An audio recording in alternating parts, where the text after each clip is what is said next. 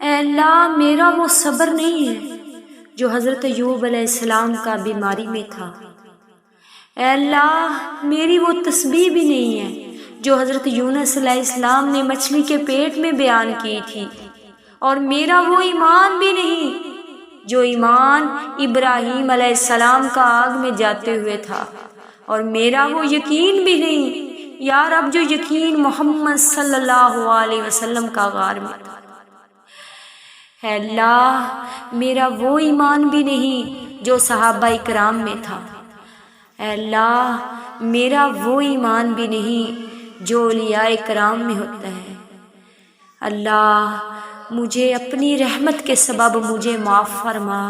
اے رب کریم میرے گناہوں کو معاف فرما، مجھ پر رحم کر، میری کمیوں کو، کوتاہیوں کو، خطاؤں کو، گناہوں کو معاف فرما۔ بے شک میرے پاس کوئی طاقت نہیں ہے، نہ نیکی کرنے کی اور نہ گناہوں سے بچنے کی سوائے تیرے علاوہ۔ اللہ مجھے معاف فرما، اللہ مجھے معاف فرما۔